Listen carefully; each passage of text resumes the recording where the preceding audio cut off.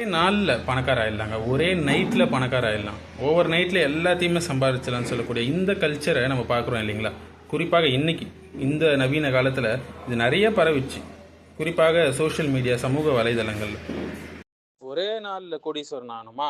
இந்த புத்தகத்தை படிங்க, இந்த தொழிலை செய்யுங்க. ஒரே நைட்டில் கோடீஸ்வரன் ஆகணுமா சொல்லி பார்க்குறவங்களா இல்லையா? ஒரே இது சம்பந்தமாக அட்வர்டைஸ்மெண்ட்ஸ் உலா வரக்கூடியதை நாம் பார்க்கலாம், குறிப்பாக சோஷியல் மீடியாக்களில். ஸோ இந்த பேராசை கலாச்சாரத்துக்கு இஸ்லாம் வந்து மறுப்பு கொடுக்குதுங்க. அல்லாஹ் வந்து உழைப்பை செல்வத்தோடு இணைக்கிறான் இல்லைங்களா? மனிதனுக்கு அவன் முயற்சி செய்வதை தவிர வேறொன்றும் இல்லை என்று சொல்றான் சூரத்து நஜ்ம்ல. ஸோ இஸ்லாம் முயற்சியை பாராட்டுது, ஹலாலான உழைப்பை செய்யும்படி சொல்லுது, பொறுமையாக இருக்கும்படி சொல்லுது. இதன் மூலம் ரிஸ்க்கை தேட சொல்லி அழகான ஒரு ஃபார்முலாவை அல்லாஹ் சுப்ஹானஹு வ தஆலா நம்ம கற்றுக் கொடுக்குறாங்க. ஆனால் இன்னைக்கு என்ன ஆச்சுன்னா, இந்த ரிச் குவிக் கல்ச்சர் சொல்லுவாங்க.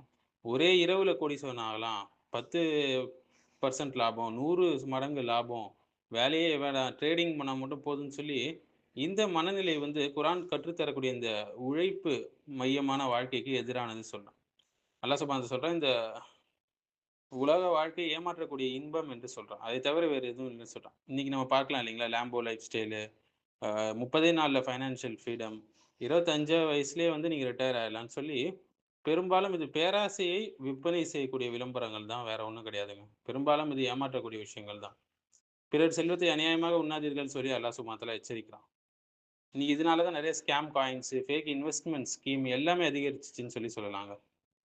பலர் வந்து முதலீடு செய்யறது இல்லைங்க. விலை எப்போது ஏறும், எப்போது இறங்கும் என்ற ஊகத்திலேயே பணத்தை வைக்கிறாங்க. ஸோ இந்த மனநிலை வந்து சூதாட்டத்தை ஒத்ததாக மாறக்கூடிய அபாயமும் இதுல இருக்கு.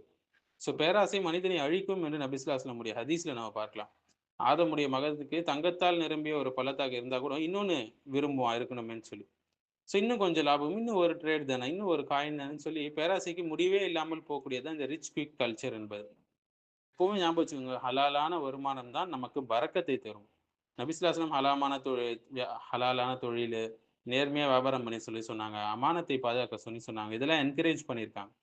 ஸோ ஹலாலான வருமானம் மெதுவாக வந்தாலும் அதுல பரக்கத்து இருக்கும். ஆனா ஹராம் அல்லது சந்தேகமான வழியில வரக்கூடிய செல்வம் வந்து உண்மையான நன்மையை ஒருபோதும் கொடுக்காது. ஸோ நவீன காலத்துல எவ்வளோ பேர் ஏமாற்றத்துக்கு கிளம்பிட்டாங்க இல்லைங்களா? மீம் காயின் ஹைப் பண்றாங்க. டெலிகிராம் சிக்னல் குரூப்ஸ் பார்க்கலாம். ஃபேக் ட்ரேடிங் பார்க்கலாம். WR மணி ஸ்கீம்ஸ் பார்க்கலாம். ஃபாரெக்ஸ் ஸ்கேம் அகாடமிஸ் பார்க்கலாம். எவ்வளவோ சொல்லலாம். இவங்கலாம் சொல்றது ஒண்ணே ஒண்ணு, உழைக்கவே வேணாங்க, பணம் உங்களுக்காக வேலை செய்யும் என்று சொல்றாங்க. ஆனால் இஸ்லாம் என்ன சொல்லுது? ஹலாலா உழைங்க, அல்லாஹ்வின் மீது தவக்குல் வைங்கன்னு சொல்றான். ஏன்னா பரக்கத்து அவனிடம் மட்டும் தான் தேடப்பட வேண்டும். ஸோ முஸ்லிம் ஒருவர் வந்து செல்வத்தை எதிர்க்கத்தில்ல. அநியாயமா ஏமாத்தி வரக்கூடிய அந்த பேராசையை தூண்டக்கூடிய வழிகளை நம்ம தவிர்க்கணும்.